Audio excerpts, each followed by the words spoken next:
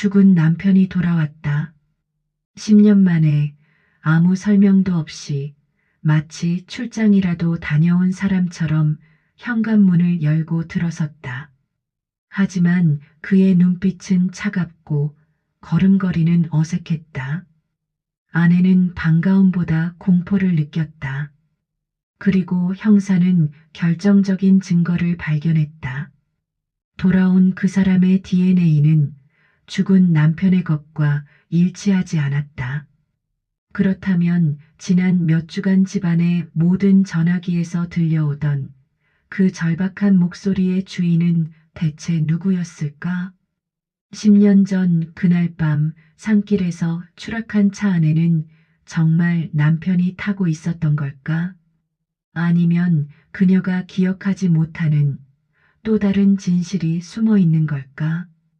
한 여자의 죄책감과 한 남자의 목소리가 만들어낸 소름 끼치는 이 이야기는 우리에게 묻는다. 당신이 사랑했던 사람이 돌아온다면 당신은 그를 알아볼 수 있을까? 자, 지금부터 무슨 특별한 사연이 있었는지 지금 바로 시작해 보겠습니다. 저는 박은주라고 해요. 올해 48입니다. 남편을 떠나보낸 지 이제 곧 10년이 되네요. 10년이라는 시간이 길다면 길고 짧다면 짧은데 저한테는 참 이상한 시간이었어요. 매일 살아가면서도 어딘가 멈춰있는 느낌이랄까요? 딸 유나는 올해 26이에요. 대학을 졸업하고 취업 준비를 하고 있죠. 착한 아이예요. 아버지를 일찍 잃어서인지 저한테 많이 의지하는 편이에요. 저도 유나가 있어서 버틸 수 있었던 것 같아요. 남편은 10년 전 교통사고로 세상을 떠났습니다. 회사 일로 지방에 출장을 갔다가 산길에서 차가 추락했다고 했어요. 경찰이 발견했을 때는 이미 늦었다고 했죠. 차는 낭떠러지 아래로 떨어져서 형체를 알아볼 수 없을 정도였대요. 그날 이후로 저는 죄책감에 시달렸어요.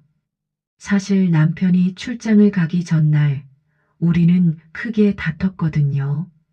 지금 생각하면 별것도 아닌 일이었는데 그때는 제가 화가 많이 났었어요. 남편이 집을 나설 때 저는 한마디도 하지 않았어요. 인사도 조심하라는 말도 하지 않았죠. 그게 마지막이 될 줄은 꿈에도 몰랐습니다. 시어머니는 아들을 잃은 뒤로 많이 변하셨어요.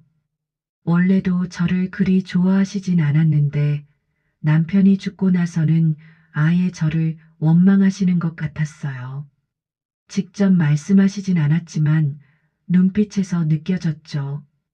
당신 아들이 왜 그날 출장을 갔는지, 왜 그 길을 갔는지 다 제 탓이라는 그런 눈빛이었어요. 집은 남편이랑 결혼하고 처음 장만한 곳이에요. 20년도 더 된 아파트죠. 요즘 애들은 낡았다고 하는데 저는 이 집이 편해요. 남편의 흔적이 곳곳에 남아있거든요.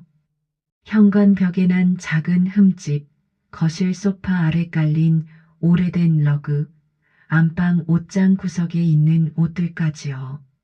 얼마 전 일이에요. 유나가 이사를 가자고 했어요. 엄마 혼자 이 큰 집에 있으면 쓸쓸하지 않냐면서요. 저는 괜찮다고 했죠. 사실 이 집을 떠나고 싶지 않았어요. 여기가 남편과의 마지막 연결고리 같았거든요. 그날도 평범한 하루였어요. 아침에 일어나서 유나 아침을 차려주고 딸아이가 나간 뒤에는 설거지를 하고 빨래를 돌렸죠. 오후에는 거실 정리를 좀 하려고 했어요. 요즘 들어 집안 물건들을 정리하고 싶다는 생각이 자꾸 들었거든요. 10년이라는 시간 동안 쌓인 먼지와 추억들을 정리할 때가 된 것 같았어요. 거실 구석에 있는 오래된 협탁을 열었어요. 거기엔 옛날에 쓰던 물건들이 잔뜩 들어 있었죠. 낡은 앨범, 사용하지 않는 리모컨들, 그리고 벽걸이 전화기였어요. 요즘은 다들 휴대폰만 쓰잖아요. 집 전화는 10년 전부터 거의 쓰지 않았어요. 전화기를 꺼내보니 먼지가 수북이 쌓여 있었어요. 닦아내려다가 문득 수화기를 들어봤죠. 그냥 궁금해서요. 아무 소리도 안 들리겠지 싶었는데 이상한 잡음이 들렸어요. 지지직거리는 소리 사이로 뭔가 희미하게 들리는 것 같았어요. 처음엔 그냥 전파 잡음인 줄 알았어요. 그런데 자꾸 들으니까 뭔가 목소리 같은 게 섞여 있는 거예요. 또렷하진 않았지만 분명 사람 목소리였어요. 그리고 그 목소리가 제 이름을 부르는 것 같았죠. 은주야. 심장이 철렁 내려앉았어요. 그 목소리의 톤, 억양, 숨소리까지도 낯설지 않았거든요. 아니, 낯설지 않은 정도가 아니라 너무나 익숙했어요. 10년 동안 잊으려 애썼던, 그래도 잊을 수 없었던 그 목소리였습니다. 나야. 손에서 수화기가 미끄러졌어요. 바닥에 떨어진 수화기에서는 여전히 지지직거리는 소리가 났죠. 저는 한동안 그대로 서 있었어요.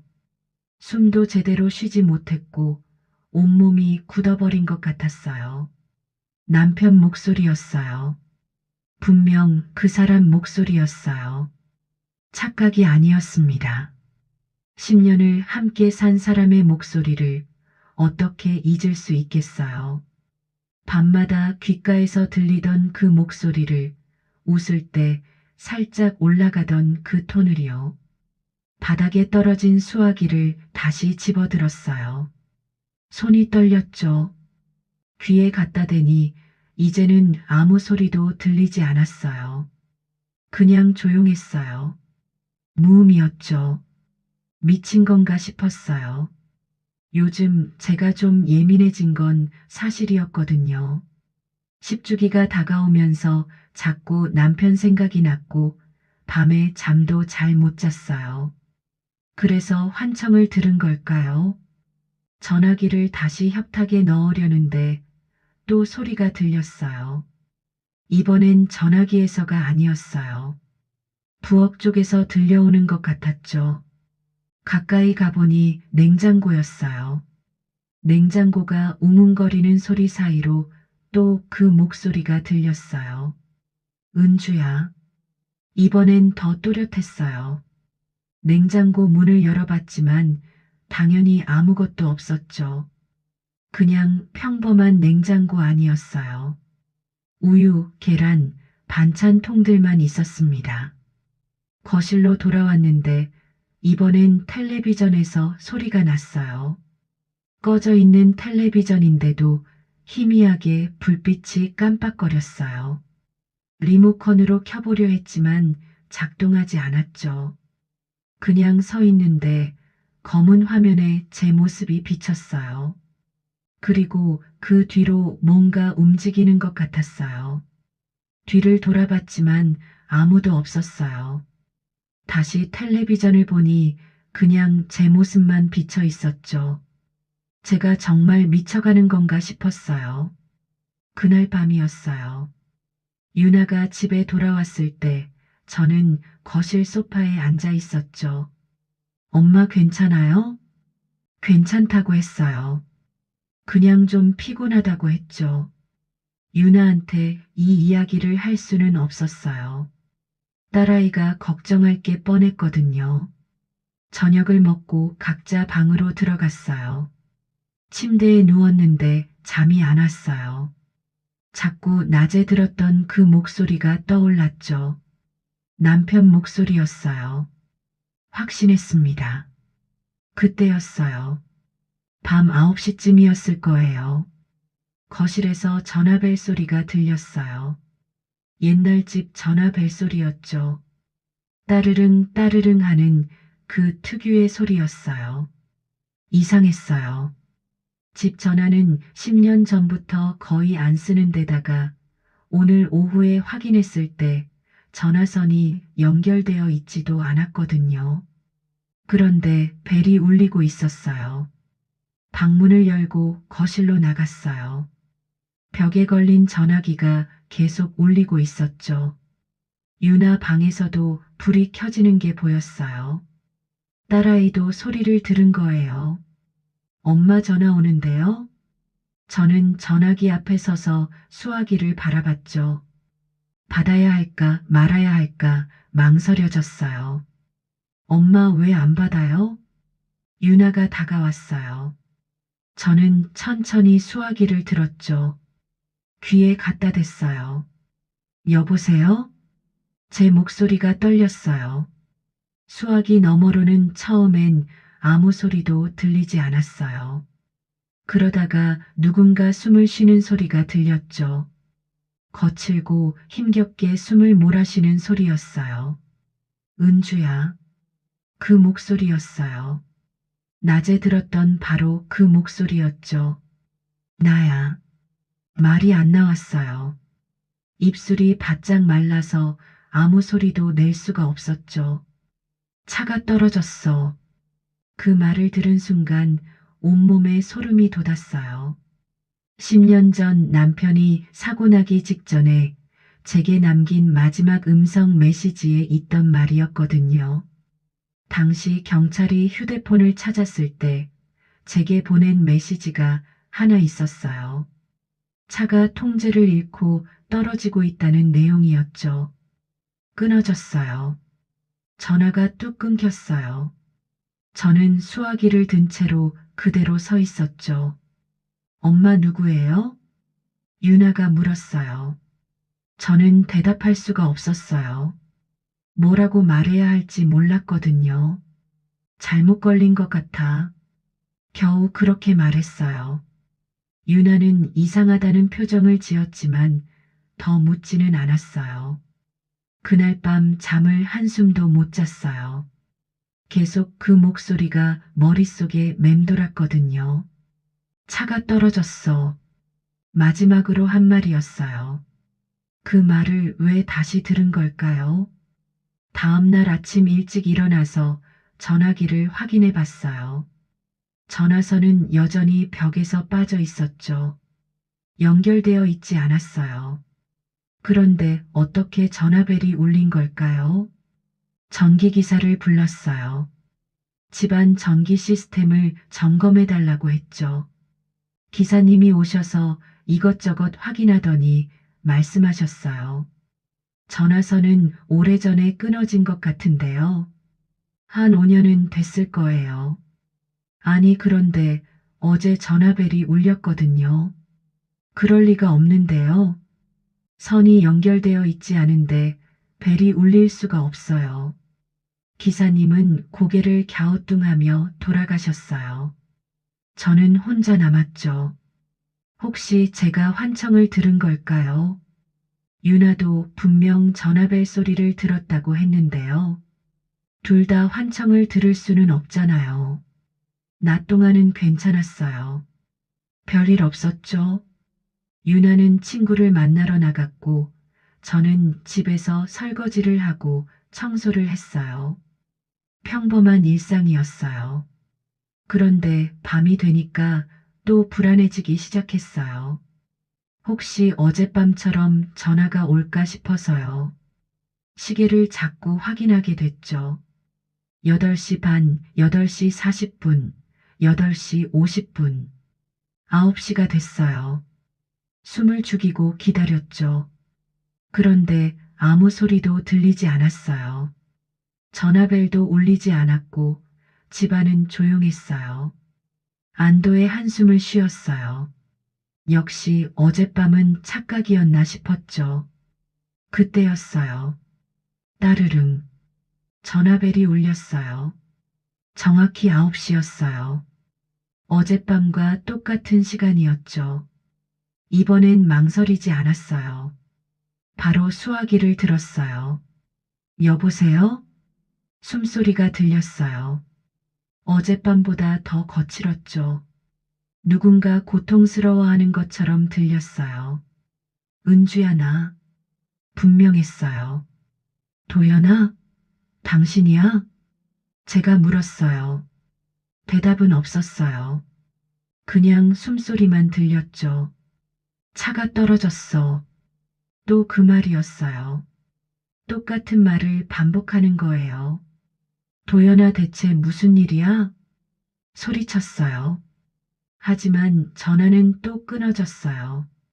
이틀 연속 같은 시간에 같은 전화가 온 거예요. 우연일 수가 없었어요. 뭔가 있었어요. 남편이 저한테 뭔가를 말하려는 것 같았죠. 다음날 경찰서에 갔어요. 형사님을 만나고 싶다고 했죠. 접수를 하고 기다리는데 한 남자가 나왔어요. 윤석진이라는 형사였어요. 무슨 일로 오셨어요? 설명하기가 쉽지 않았어요. 죽은 남편한테 전화가 온다고 말하면 미쳤다고 생각할 게 뻔했거든요.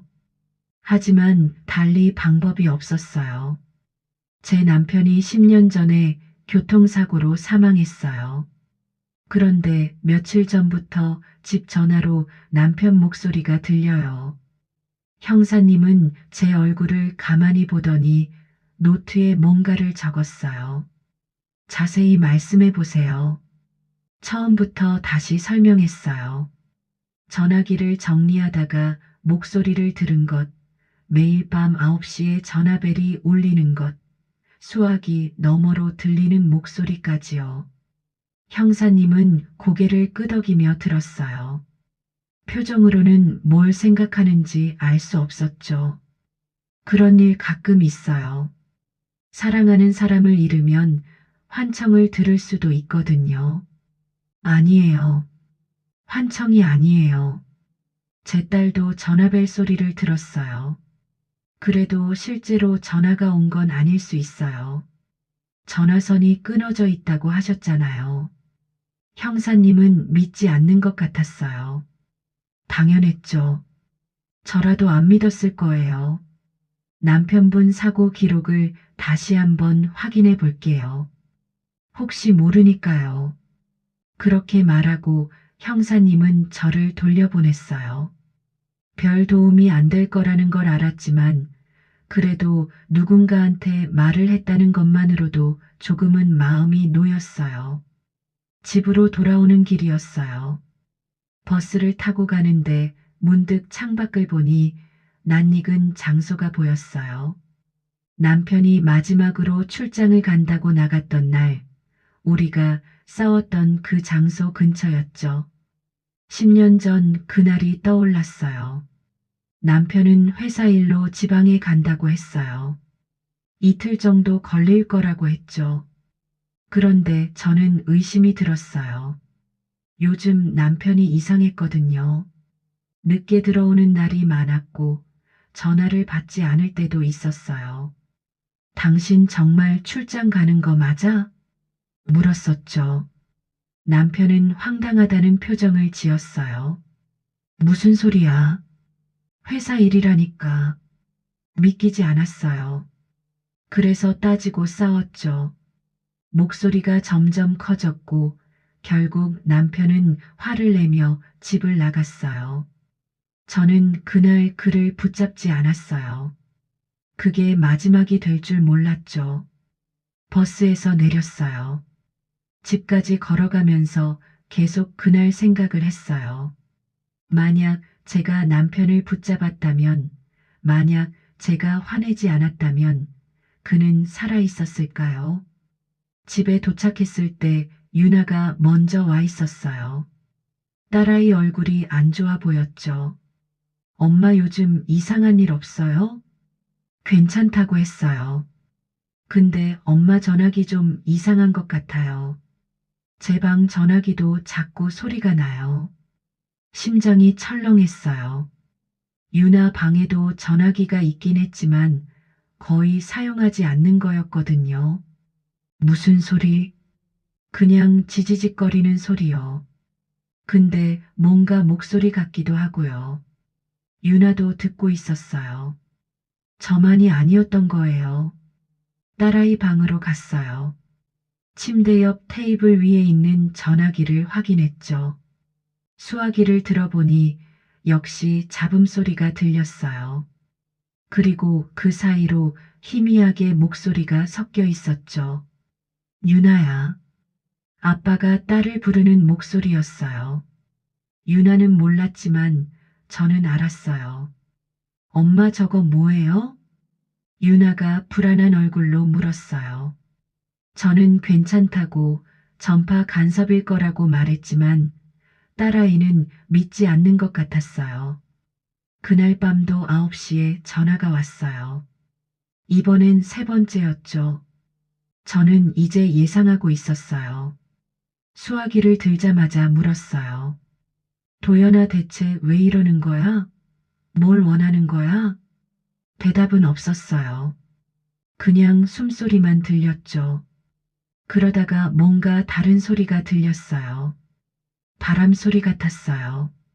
쌩쌩 거리는 소리였죠. 은주야 추워.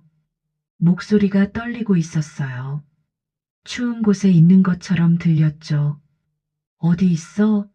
말 좀 해봐. 소리쳤지만 전화는 또 끊어졌어요. 저는 수화기를 내려놓고 주저앉았어요. 이게 대체 뭘까요? 남편이 정말 저한테 연락하는 걸까요? 아니면 제가 미쳐가는 걸까요? 며칠이 지났어요. 매일 밤 9시가 되면 전화벨이 울렸고 저는 수화기를 들었어요. 그리고 목소리를 들었죠. 매번 비슷한 말들이었어요. 차가 떨어졌다는 말, 춥다는 말, 제 이름을 부르는 소리였어요. 저는 점점 현실 감각을 잃어가는 것 같았어요. 낮에도 자꾸 환청이 들렸거든요. 거울을 보면 제 뒤에 누군가 서 있는 것 같고 그림자가 움직이는 것 같았어요. 밤에는 잠을 거의 못 잤어요. 눈을 감으면 남편 얼굴이 떠올랐죠. 사고 났을 때 모습이요. 유나는 저를 걱정했어요. 엄마가 이상해졌다면서 병원에 가보자고 했죠. 저는 괜찮다고 했지만 딸아이 눈에는 제가 정상으로 보이지 않았던 것 같아요. 그러던 어느 날이었어요. 아침에 현관문을 열었는데 문 앞에 소포가 하나 놓여 있었어요. 받는 사람 이름이 이상했어요. 도연 앞으로 온 거였거든요. 죽은 사람 앞으로 소포가 온 거예요. 손이 떨렸지만 소포를 집어들었어요. 무거웠어요. 안으로 들어와서 테이프를 뜯었죠. 안에는 낡은 금속 상자가 하나 들어 있었어요. 그리고 쪽지가 하나 있었죠. 10년 전 내가 문을 잠갔잖아. 무슨 의미인지 알 수 없었어요. 제가 문을 잠갔다니요. 무슨 문을요? 금속 상자를 열어보니 열쇠가 하나 들어 있었어요. 녹슨 열쇠였죠. 어디에 쓰는 열쇠인지 알 수 없었어요. 하지만 묘하게 낯익은 느낌이 들었습니다. 그날 저녁 시어머니가 집에 찾아오셨어요. 갑작스러운 방문이었죠. 문을 열자마자 시어머니는 제 얼굴을 노려보셨어요. 며느리, 너 요즘 이상한 짓 하고 다니지? 무슨 말씀이세요? 경찰서에 갔다며? 도연이 사고 조사하라고? 형사님이 시어머니한테 연락을 하신 모양이었어요. 아니, 그게 아니라 이상한 일이 있어서요. 이상한 일? 무슨 이상한 일? 내가 우리 도연이 죽게 만들어 놓고 이제 와서 무슨 짓이야? 시어머니 목소리가 떨렸어요. 분노와 슬픔이 섞여 있었죠. 시어머니, 저는 정말 그날 내가 집을 나가지 않았다면 내 아들은 살았어. 내가 도연이를 화나게 만들었잖아. 그래서 우리 아들이 그 길을 간 거야. 시어머니는 울먹이셨어요. 10년이 지났지만 여전히 아들을 잃은 슬픔에서 벗어나지 못하신 거예요. 저도 눈물이 났어요. 죄송해요. 정말 죄송해요. 그렇게 말하는 게 전부였어요. 시어머니는 한참을 저를 바라보시다가 돌아서셨어요.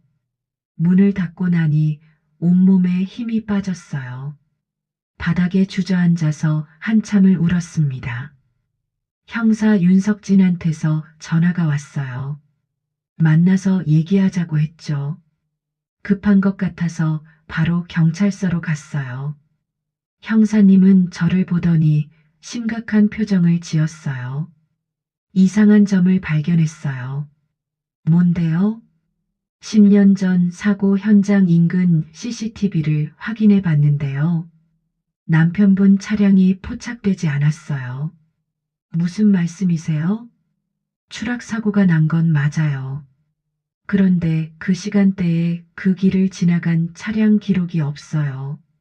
마치 차가 없었던 것처럼요. 이해가 안 갔어요.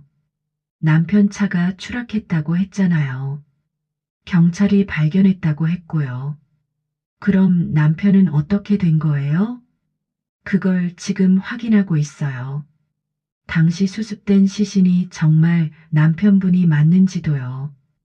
가슴이 철렁했어요. 수습된 시신이 남편이 아니라는 말인가요? 당시 차량이 완전히 불에 탔어요. 신원 확인이 어려웠죠.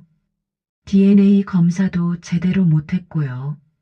그냥 차량 등록 번호와 남편분이 출장 간다고 했다는 증언만으로 신원을 확정했어요.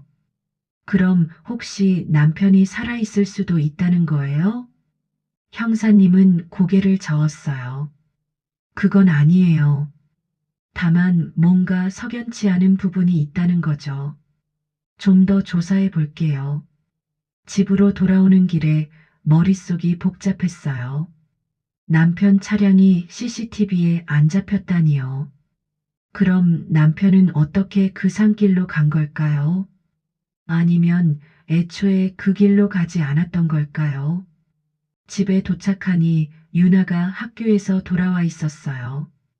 딸아이 얼굴이 창백했어요. 엄마 오늘 학교에서 이상한 얘기를 들었어요. 무슨 얘기? 친구가 그러는데요. 우리 아파트 근처에서 아빠 닮은 사람을 봤대요. 심장이 쿵 내려앉았어요. 뭐라고? 근데 이상한 게 나이가 똑같대요. 10년 전 아빠 모습 그대로래요. 말도 안 되는 소리였어요. 하지만 유나 표정이 진지했어요. 친구가 장난친 거 아닐까? 아니에요. 그 친구 진짜 봤대요. 절뚝거리면서 걷고 있었대요.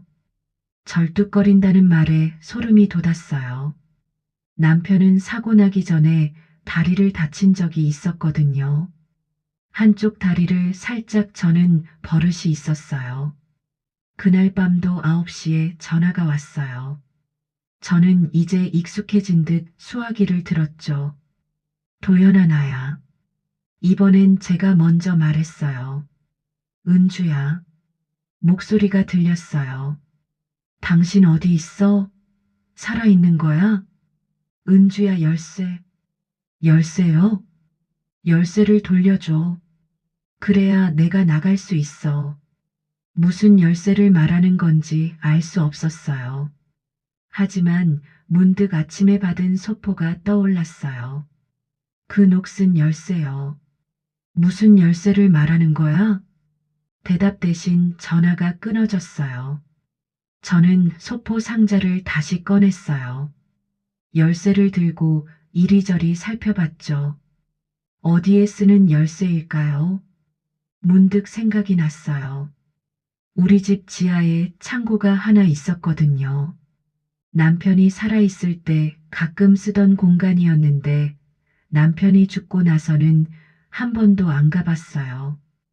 혹시 이 열쇠가 그 창고 열쇠일까요? 다음 날 아침 유나가 학교 간 뒤에 지하로 내려갔어요. 창고 문 앞에 섰죠. 손에 든 열쇠를 자물쇠에 넣어봤어요. 딸깍 소리와 함께 잠금 장치가 풀렸어요. 문을 열자 퀴퀴한 냄새가 났어요. 오랫동안 닫혀있던 공간이었거든요. 불을 켜니 먼지 쌓인 박스들이 보였어요. 남편이 쓰던 물건들이었죠. 박스를 하나씩 열어봤어요. 오래된 서류들, 책들, 옷가지들이 나왔어요. 그러다가 구석에 있는 작은 박스를 발견했어요. 다른 것들과 달리 깨끗했어요. 최근에 놓인 것처럼요. 박스를 열었어요. 안에는 녹음기가 하나 들어 있었어요. 그리고 일기장이 있었죠. 남편이 쓰던 일기장이었어요. 일기장을 펼쳐봤어요. 마지막 페이지에 이상한 글귀가 적혀 있었어요. 전화기 안에도 생명이 있다. 무슨 의미인지 몰랐어요. 다음 페이지를 넘겼죠. 그날 밤 그녀가 나를 막았다. 그녀요. 저를 말하는 건가요? 제가 남편을 막았다니요. 손이 떨렸지만 계속 읽어내려갔어요. 일기 내용이 점점 이상해졌어요. 남편은 누군가를 만나러 간다고 했어요. 중요한 일이라고 했죠. 하지만 저는 그를 믿지 않았어요. 의심했고 화를 냈고 결국 싸웠어요. 일기의 마지막 문장이었어요. 은주가 차 문을 잠가버렸다. 나는 나갈 수가 없다. 무슨 말인지 이해가 안 갔어요. 제가 차 문을 잠갔다니요. 그런 기억이 없는데요. 녹음기를 집어들었어요. 재생 버튼을 눌렀죠. 잡음이 들리다가 목소리가 흘러나왔어요. 남편 목소리였어요. 은주야, 제발 문 좀 열어줘. 나 나가야 해. 숨소리가 거칠었어요. 공포에 질린 목소리였죠. 은주야, 차가 움직여. 브레이크가 안 먹혀. 제발 문 열어줘. 비명소리가 들렸어요. 그리고 굉음과 함께 녹음이 끝났어요. 녹음기가 손에서 떨어졌어요. 온몸이 얼어붙는 것 같았어요. 남편은 차 안에 갇혀 있었던 거예요. 그리고 저는 문을 잠가버렸어요. 그것도 기억하지 못한 채로요. 아니에요. 이건 아니에요. 저는 그런 짓을 하지 않았어요. 할 리가 없어요. 하지만 머릿속 어딘가에서 희미한 기억이 떠올랐어요. 10년 전 그날 남편과 싸운 뒤 주차장에서 남편 차를 봤어요. 남편이 차에 타려고 하는데 제가 다가갔어요. 화가 나서 차 문을 세게 닫았어요. 그리고 잠금 버튼을 눌렀던 것 같기도 하고요. 아니에요. 분명히 잠그지 않았어요. 기억이 나지 않지만 저는 그렇게까지 하지 않았어요. 창고에서 나와 집으로 올라왔어요. 온몸이 떨렸어요. 소파에 앉아서 한참을 멍하니 있었죠. 제가 남편을 죽인 건가요? 제 손으로 차 문을 잠가서 남편이 빠져나오지 못하게 만든 건가요? 그날 밤 전화가 왔어요. 저는 수화기를 들지 못했어요. 무서웠거든요. 남편이 뭐라고 할지요. 하지만 전화벨은 계속 울렸어요. 멈추지 않았죠. 결국 수화기를 들었어요. 도연아, 미안해. 정말 미안해. 울면서 말했어요. 은주야, 괜찮아. 목소리가 들렸어요. 이번엔 화가 나 있지 않았어요. 조용하고 차분했죠. 난 알아. 내가 일부러 그런 건 아니라는 거. 아니야. 내가 잘못했어. 내가 당신을 죽게 만들었어. 아니야, 은주야. 넌 몰랐어. 전화가 끊어졌어요. 저는 수화기를 든 채로 한참을 울었습니다. 다음 날 형사 윤석진한테서 또 연락이 왔어요. 급하게 만나자고 했죠. 경찰서로 갔더니 형사님 표정이 심각했어요. 중요한 걸 발견했어요. 형사님은 서류 뭉치를 꺼내 보여주셨어요. 남편분은 사고 당일 회사 출장이 아니었어요. 개인적으로 누군가를 만나러 간 거였어요. 누구요? 당신이요. 저요? 네. GPS 기록을 보니까 남편분은 당신이 있던 곳으로 향했어요. 당신이 먼저 연락했고 만나자고 했대요. 아니에요. 저는 그런 적 없어요. 형사님은 통화 기록을 보여주셨어요. 분명 제 번호였어요. 제가 남편한테 전화를 걸었고 만나자고 했어요. 이상했어요. 그런 기억이 전혀 없었거든요. 그날 뭐 하셨어요? 기억이 안 나요. 집에 있었던 것 같은데요. 형사님은 저를 빤히 보셨어요. 혹시 남편분과 심하게 싸우셨나요? 그건 맞아요. 싸웠어요. 근데 만나자고 한 적은 없어요. 통화 기록은 거짓말을 하지 않아요. 당신이 전화했고 남편분은 그 약속 장소로 향했어요. 그리고 그 길에서 사고가 난 거예요. 집으로 돌아와서 머리를 쥐어뜯었어요. 제가 정말 남편을 불러낸 걸까요? 그리고 차 문을 잠가버린 걸까요? 하지만 왜 기억이 나지 않는 걸까요? 그날 밤에도 전화가 왔어요. 저는 수화기를 들었죠. 도연아, 내가 당신을 죽였어. 내가 전화했고 당신을 부른 거 맞아? 침묵이 흘렀어요. 은주야, 이제 기억났지? 목소리가 차가웠어요. 뭘 기억하라는 거야? 그날 밤 내가 한 일. 저는 모르겠어요. 정말 기억이 안 나요. 생각해봐. 천천히 생각해봐. 전화가 끊어졌어요. 저는 방바닥에 주저앉아서 머리를 감싸 쥐었어요. 그날 밤 도대체 무슨 일이 있었던 걸까요? 며칠이 더 지났어요. 저는 점점 더 이상해졌어요. 밥도 제대로 못 먹고 잠도 못 잤어요. 유나가 병원에 가자고 했지만 저는 거절했어요. 형사님한테서 또 연락이 왔어요. 이번엔 충격적인 소식이었어요. 남편분은 죽기 전에 거대한 개발 비리 사건에 연루되어 있었어요. 무슨 말씀이세요? 회사에서 불법적인 일을 하고 있었고 남편분이 그걸 알았어요. 내부 고발하려고 했던 것 같아요. 그럼 사고가 아니라는 거예요? 확실하진 않지만 가능성은 있어요. 누군가 남편분을 막으려고 했을 수도 있죠. 그 말을 듣고 나니 모든 게 달라 보였어요. 남편은 단순한 사고로 죽은 게 아니었어요. 누군가 죽인 거였어요. 그런데 왜 남편은 저한테 전화를 하는 걸까요? 왜 저를 원망하는 걸까요? 그날 밤 전화가 또 왔어요. 이번엔 목소리가 달랐어요. 여러 명의 목소리가 섞여 있는 것 같았어요. 은주야. 도연이 목소리였지만 뭔가 이상했어요. 당신 누구야? 나야, 도연이야. 아니야. 당신 도연이가 아니야. 웃음소리가 들렸어요. 섬뜩한 웃음이었죠. 잘 알았네. 전화가 끊어졌어요. 다음 날 아침이었어요. 현관 초인종이 울렸어요. 누군가 찾아온 거예요. 문을 열었는데 그 앞에 남자가 한 명 서 있었어요.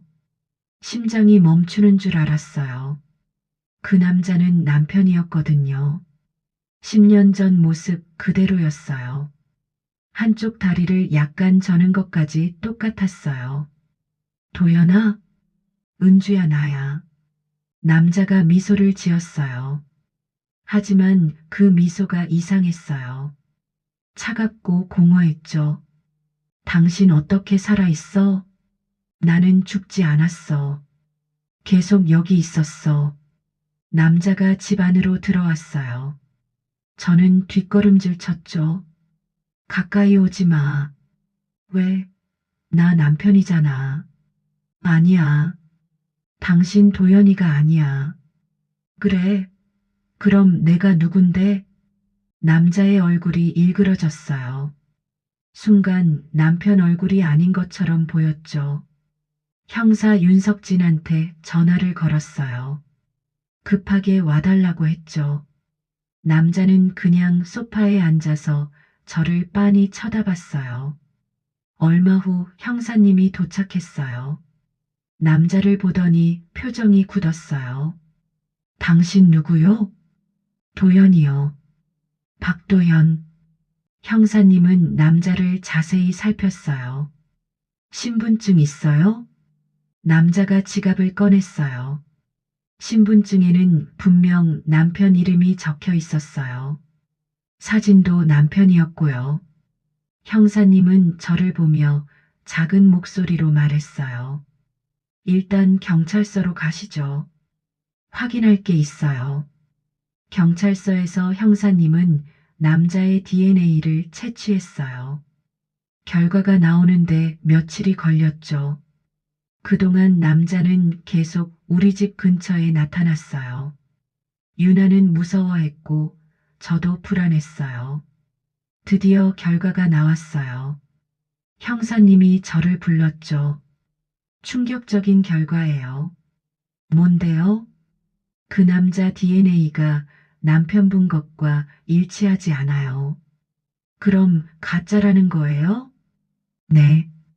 그 사람은 남편분이 아니에요. 그럼 전화기에서 들리던 목소리는요? 그것도 조사 중이에요.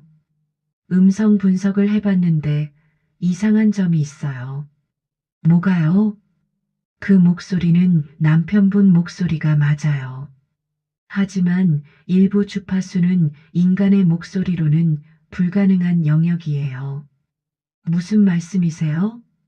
녹음이 아니에요. 실시간 음성이에요.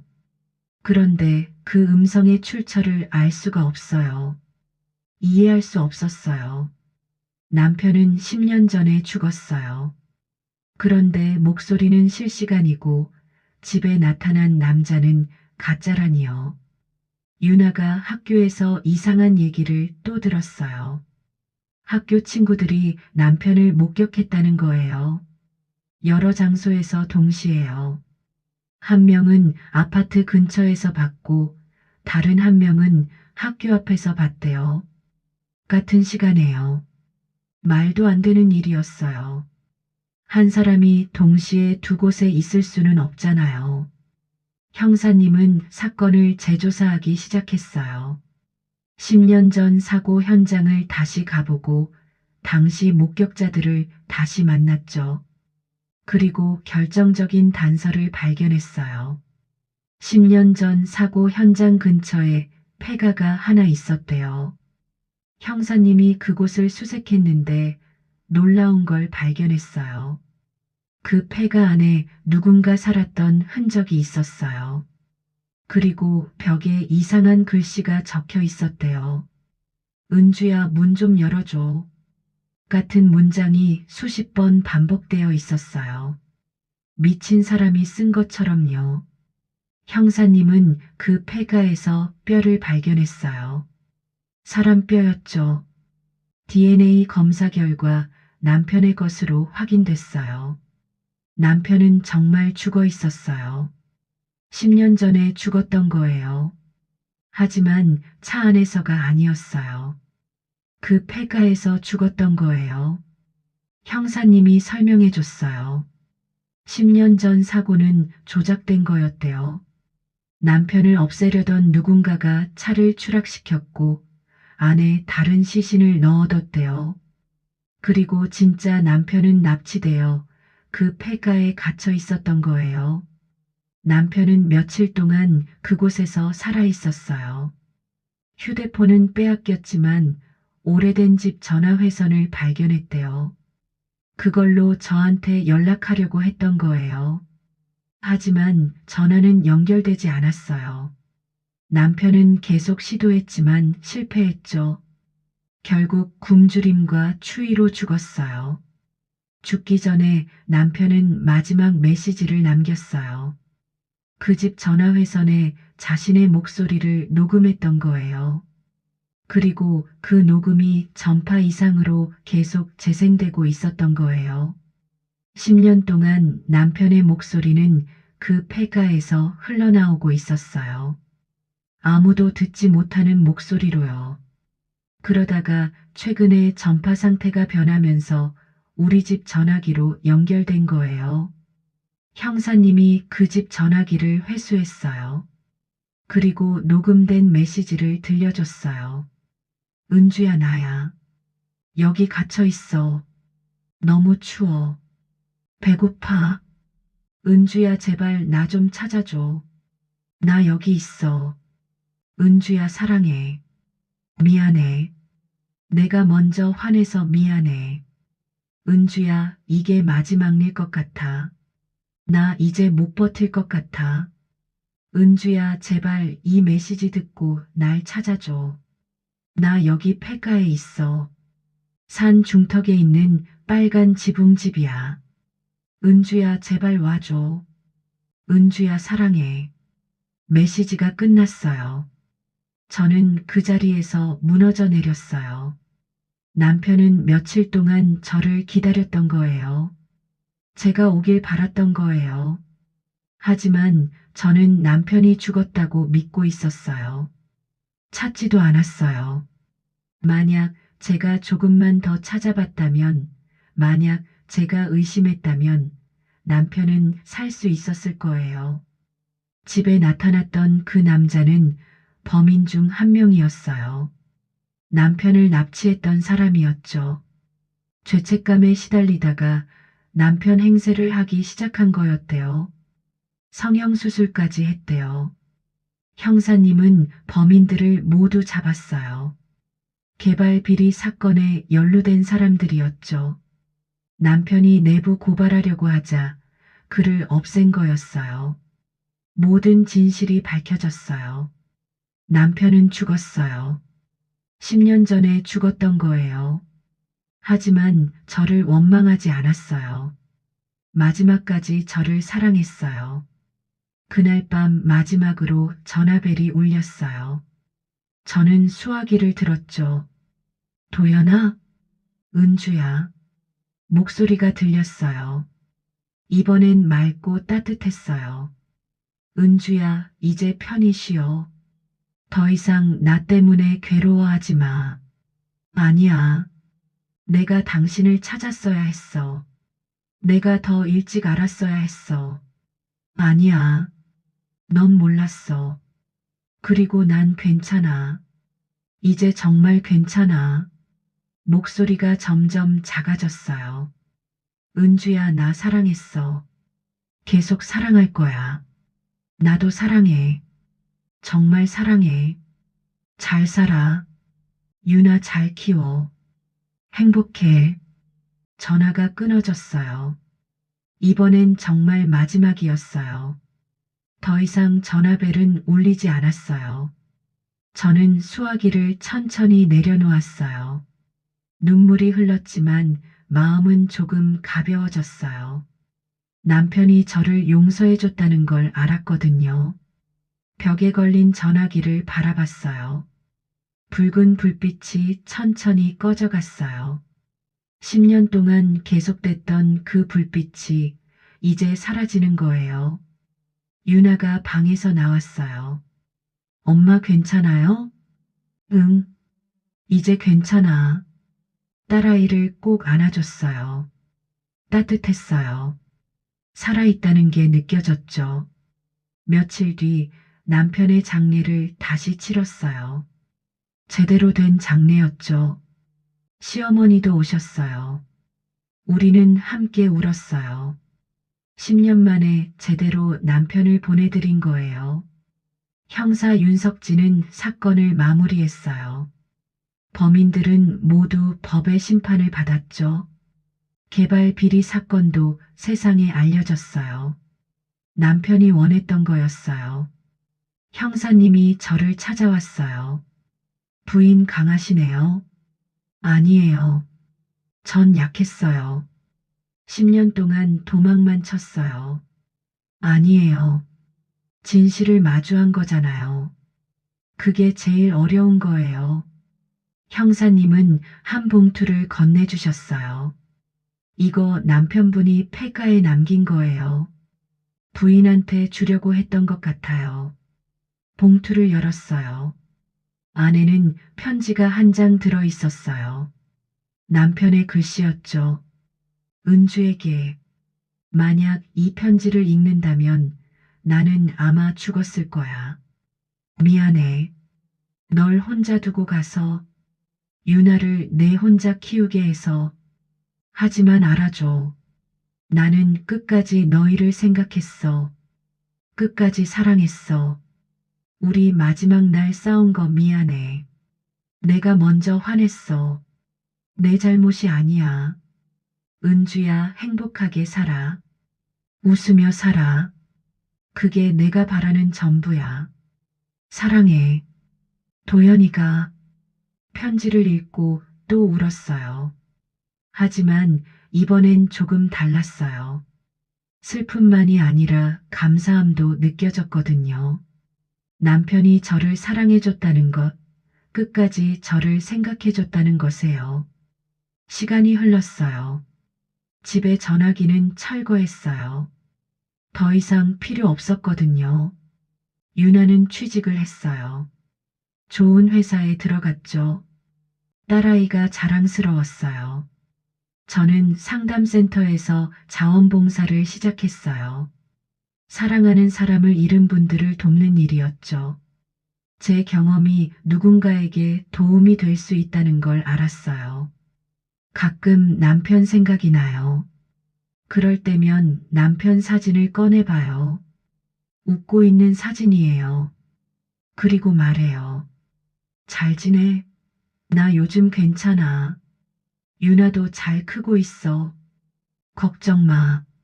대답은 없어요. 하지만 괜찮아요. 남편이 어딘가에서 저를 지켜보고 있다는 걸 알거든요. 어느 날 유나가 물었어요. 엄마 그때 일 아직도 생각나요? 가끔씩. 근데 이제는 괜찮아. 아빠 보고 싶어요? 그럼. 많이 보고 싶지. 저도요. 근데 엄마 아빠가 엄마 잘 살라고 했잖아요. 그러니까 우리 행복하게 살아요. 응, 그래야지. 유나가 제 손을 잡았어요. 따뜻한 손이었어요. 시어머니도 많이 변하셨어요. 이제는 저를 원망하지 않으세요.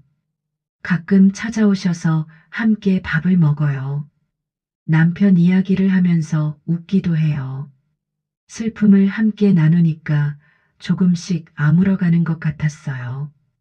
형사 윤석진도 가끔 연락해요. 안부를 물어보고 잘 지내는지 확인해 주죠. 좋은 분이에요. 어느 날 형사님이 말했어요. 부인 정말 대단하세요. 이렇게 잘 이겨내시다니. 이겨낸 게 아니에요. 그냥 받아들인 거예요. 일어난 일은 바꿀 수 없으니까요. 그것도 대단한 거예요. 저는 웃었어요. 오랜만에 진심으로 웃는 것 같았어요. 계절이 바뀌었어요. 남편이 떠난 지 10년이 넘었어요. 이제는 11년째예요. 시간은 계속 흘러가고 저도 함께 흘러가고 있어요. 가끔 밤에 전화벨 소리가 들리는 것 같아요. 하지만 착각이에요.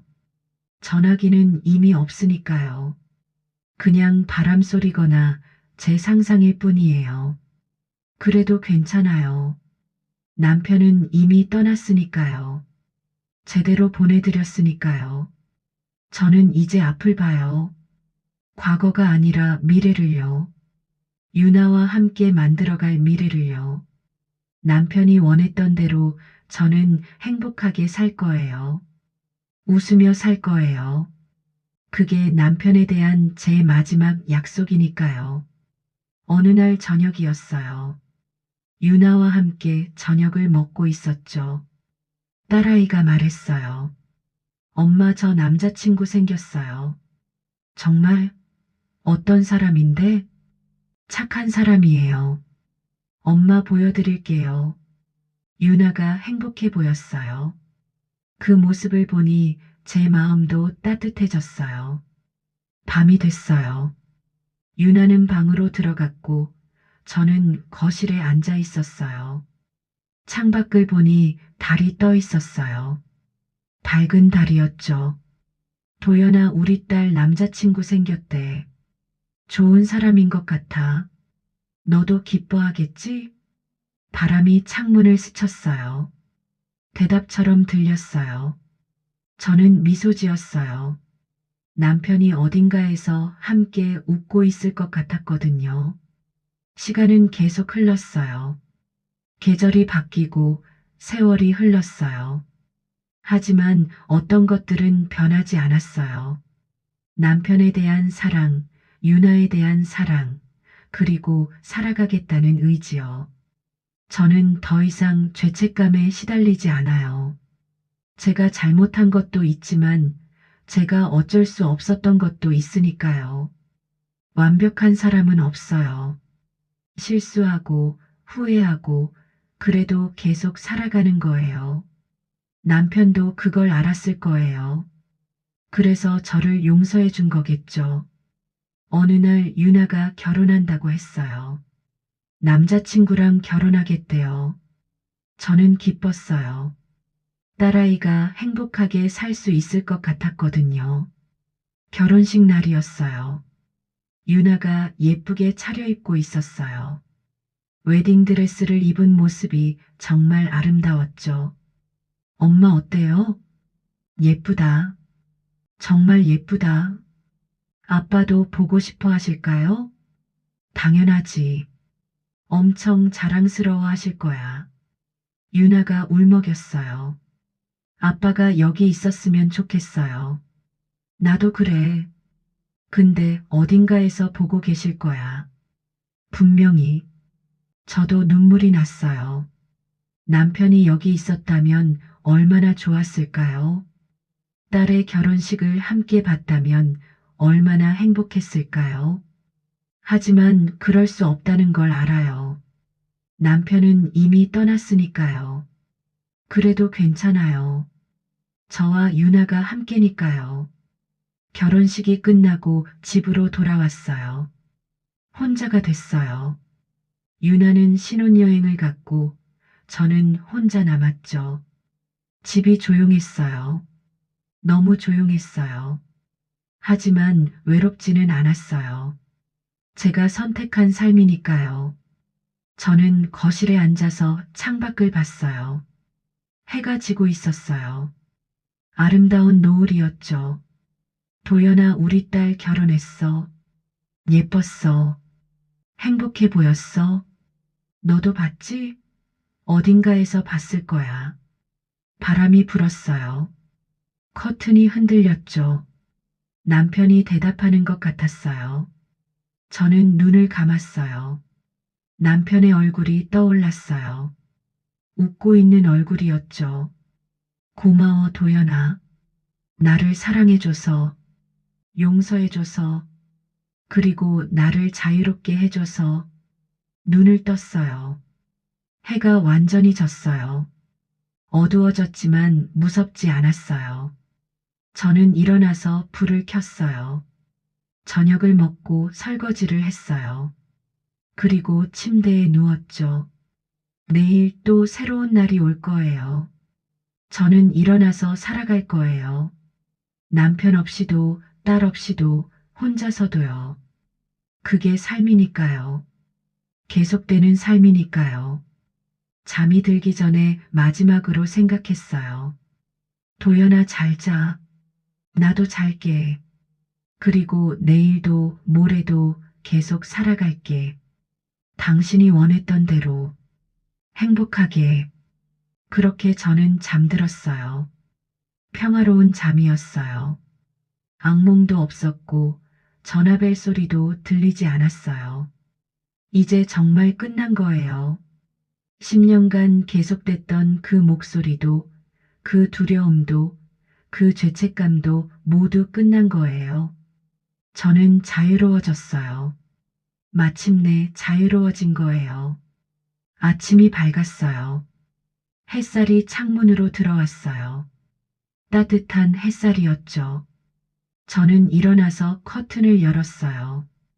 밖에는 새들이 지저귀고 있었어요. 아름다운 아침이었어요. 새로운 하루가 시작된 거예요. 그리고 저는 준비되어 있었어요. 어떤 하루든 받아들일 준비가요. 부엌으로 가서 커피를 내렸어요. 향기가 좋았어요. 컵을 들고 창가에 섰어요. 도연아, 좋은 아침. 오늘도 좋은 하루가 될 것 같아. 너도 좋은 하루 보내. 그렇게 말하고 커피를 한 모금 마셨어요. 따뜻했어요. 저는 이제 알아요. 남편은 정말 떠났다는 걸요. 하지만 사랑은 남아있다는 걸요. 그 사랑이 저를 지탱해준다는 걸요. 그리고 저는 계속 살아갈 거예요. 남편이 원했던 대로 행복하게요. 그게 바로 제 이야기예요. 10년간 죽은 남편의 목소리를 들었던 여자의 이야기예요. 무섭고 슬프고 하지만 결국엔 희망이 있는 이야기예요. 누구나 상처가 있어요. 누구나 후회가 있죠. 하지만 그것 때문에 멈춰 있을 수는 없어요. 계속 가야 해요. 앞으로요. 저는 그렇게 하고 있어요. 하루하루를 살아가고 있어요. 때로는 힘들고, 때로는 외롭지만, 그래도 살아가고 있어요. 그리고 언젠가 제 시간이 오면 저는 남편을 다시 만날 거예요. 그때 말할 거예요. 여보, 나 잘 살았어. 당신이 원했던 대로 행복하게 살았어. 기다려줘서 고마워. 그때까지 저는 계속 살아갈 거예요. 최선을 다해서요. 이게 제 이야기의 끝이에요. 하지만 제 삶은 계속되고 있어요. 매일매일 새로운 페이지가 쓰여지고 있죠. 그리고 그 페이지들은 이제 두려움이 아니라 희망으로 가득할 거예요. 남편의 목소리는 이제 들리지 않아요. 하지만 괜찮아요. 제 안에 남편이 살아있으니까요. 제 기억 속에, 제 마음 속에요. 그것으로 충분해요. 정말 충분합니다.